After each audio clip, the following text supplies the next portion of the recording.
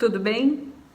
Eu sou a Leila Machado, eu sou enfermeira, especialista em saúde mental e eu estou aqui para conversar com vocês a pedido do grupo LD Consultoria para a gente poder conversar sobre saúde mental em tempo de pandemia. Esse é o nosso quinto e último encontro em que nós nós já passamos aí por alguns temas relacionados aí à saúde mental em tempo de pandemia. Passamos pelos conceitos, passamos também pelo eu na pandemia, pelo nosso coletivo, passamos pelos processos aí de adoecimento e tratamento. E hoje nós vamos falar sobre saúde mental e futuro. Então, as perguntas que nos direcionam nessa conversa hoje são: como lidar com as expectativas, pensamentos aí nos cenários futuros? E como ajudar pessoas que estão ansiosas devido à pandemia? Então, são duas questões que vão nos ajudar aí a pensar. Eu tenho dois quadros aqui, nos slides, que a gente pode identificar alguns movimentos que dificultam, que prejudicam a nossa saúde mental e alguns movimentos que ajudam aí com a nossa saúde mental. Então, quando a gente pensa em situações que podem prejudicar, para a gente fazer esse primeiro movimento aí para olhar para o nosso futuro já durante e pós-pandemia, é passar por esse olhar de reconhecer, primeiro, a importância da saúde mental como parte indissociável da saúde como um todo, do ser humano enquanto vida, e saber reconhecer o que favorece e o que dificulta a nossa manutenção da saúde mental. Então, pontos que dificultam aí, que prejudicam a nossa saúde mental. Preocupar-se em excesso com o futuro. Aqui a gente olha um pouco para as questões da ansiedade, porque a ansiedade, como nós falamos da última vez, ela tem um ponto que ela é natural do ser humano. Por vezes, quando a pessoa passa a se ocupar excessivamente, e não só pensar excessivamente no futuro, mas pensar em toda a possibilidade mais catastrófica e caótica possível para esse futuro, ela pode entrar no sofrimento psíquico. Então, o se preocupar em excesso, e de uma forma aí, pensando sempre as questões piores que podem acontecer, ou entrar naquela história do e se, isso vai gerando uma angústia grande, é uma das coisas que podem prejudicar a saúde mental. Então, avaliar-se de forma negativa, trabalhar aquele processo de autoconhecimento, mas as pessoas que acabam focando muito nas suas limitações, nas suas dificuldades, ou no que a gente chama de defeitos, que eu falo que sempre isso é muito relativo, porque o que é defeito para um não é defeito para o outro. Então, essa autoavaliação de forma negativa também prejudica a saúde mental. Assumir responsabilidades alheias, quem vive em função para estar para o outro e não se conecta quais são as suas questões com você mesmo, as suas necessidades. Isso aumenta a tensão, aumenta cobranças também. Então, tentar agradar sempre as pessoas, isso nos coloca naquele ponto de buscar as questões de perfeição, não se reconhecer enquanto um ser humano com possibilidades e com limitações também, dentro de um plano real de vida. Não gerenciar o seu tempo, pensar em demasia no passado também é algo que pode prejudicar nossa saúde mental. Omitir suas emoções, estar sempre, tentar se colocar sempre como neutro, quando dentro de nós existem emoções que elas transmitem e é uma forma de exteriorizar as nossas particularidades, a nossa subjetividade, a nossa forma de pensar, de sentir, de se expressar. Fazer sempre várias tarefas ao mesmo tempo Isso, a gente sabe que tem muitas pessoas que conseguem ao mesmo tempo estar fazendo diferentes coisas, mas se isso vem somado a uma necessidade de perfeição, de pressão sobre esses resultados, isso pode se transformar em algo de adoecimento também. Cobrar-se excessivamente e não ter hábitos aí de lazer, de hobby, de bem-estar. Então, esses são pontos aí que se destacam como algo que pode prejudicar a saúde mental. Em contrapartida, nós temos coisas que também podem ajudar a nossa saúde mental, como reconhecer as nossas emoções e sentimentos diante de todas as situações, se reconhecer enquanto o que sente, por que sente e também como vai lidar com a presença desse sentimento.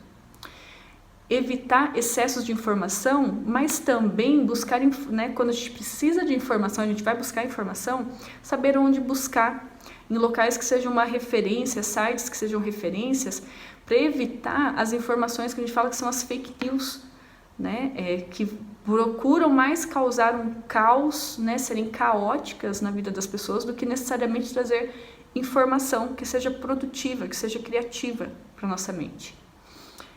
Fazer planos a cada semana, né, pensar aí no tempo em como a gente precisa ter planos a longo prazo, sim, mas quando a gente pensa neste momento que traz muitas instabilidades, a gente precisa pensar nos planos a curto e médio, né? O que a gente pretende fazer, como a gente pretende se organizar, né? Isso também ajuda a evitar aquela ideia do procrastinar, deixar tudo sempre para depois e na última hora, e como isso vai acontecer, que isso também traz uma angústia grande para as pessoas.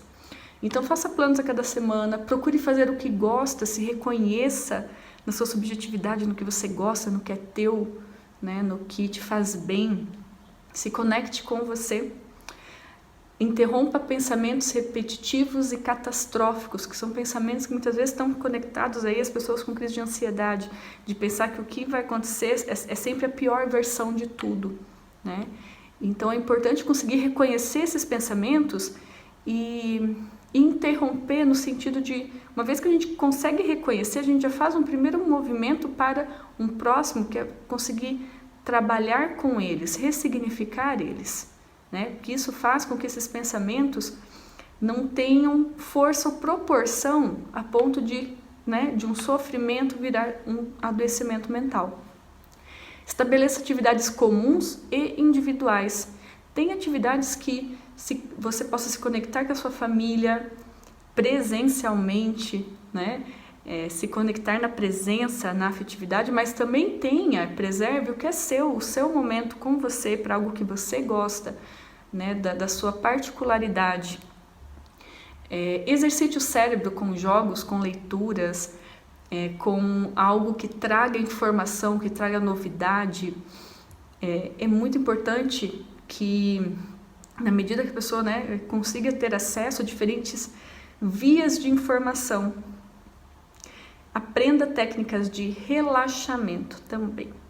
E aí vai entrar um assunto que a gente vai falar agora, que o nosso mundo pós-pandemia, porque já ocorreram outras pandemias no mundo, e essa pandemia, ela acontece num momento em que todo o mundo está conectado, então a gente consegue ter uma visão muito mais ampla de todo o movimento pandêmico, né?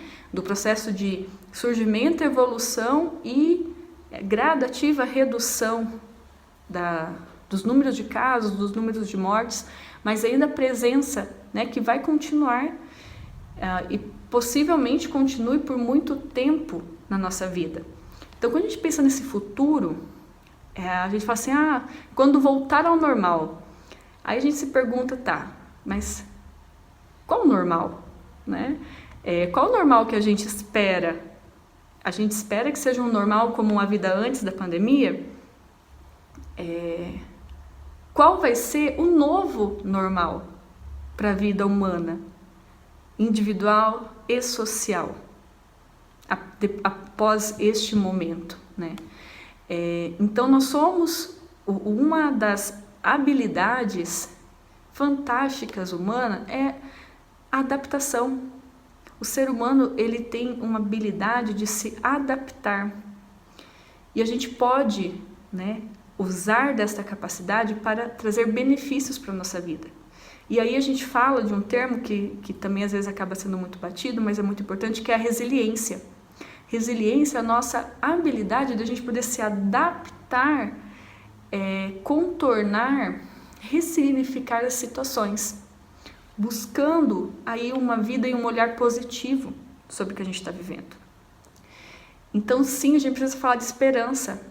Esperança de que a gente consiga ressignificar o ser, a gente no mundo, o ser que está com o outro no mundo, que tem um potencial de criação para com o mundo, com a vida, e de ver novos caminhos, novas possibilidades, caminhos que até então, mesmo que parecem que são os mesmos caminhos que a gente já vinha, né, passam a ter um novo ar, uma nova energia.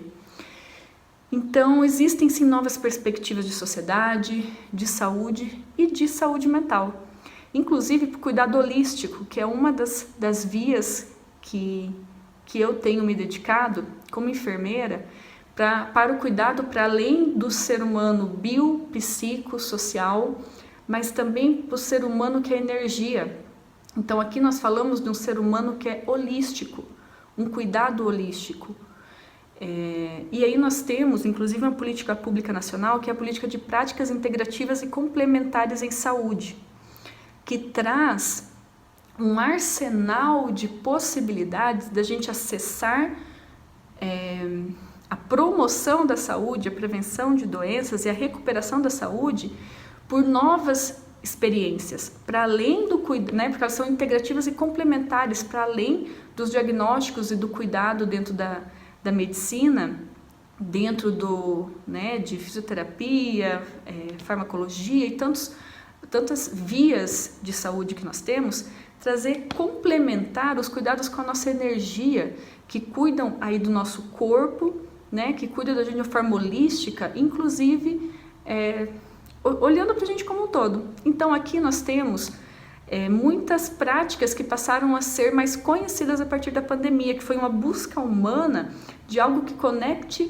o ser humano com ele mesmo dentro de todo esse processo, como as técnicas de meditação. Então hoje essa política traz, inclusive para dentro do SUS, que vale a pena você ver se no seu município tem estas práticas vinculadas ao SUS ou profissionais que trabalham, né, com essas práticas, para poder trazer esse cuidado. Então, né, no SUS temos essas práticas e atualmente dentro da política nacional nós temos 29 práticas que podem ser realizadas dentro do SUS, entre elas meditação, reiki, constelação familiar, dança circular, que vai trabalhar dentro do coletivo, então auriculoterapia, acupuntura, florais, aromaterapia. Então são muitas possibilidades de autocuidado e de cuidado para com a vida, né? Cuidado holístico em todas as dimensões humanas, que cada vez mais, e agora neste momento de pandemia, isso vem à tona como uma necessidade de se conhecer, se olhar e se cuidar como um todo.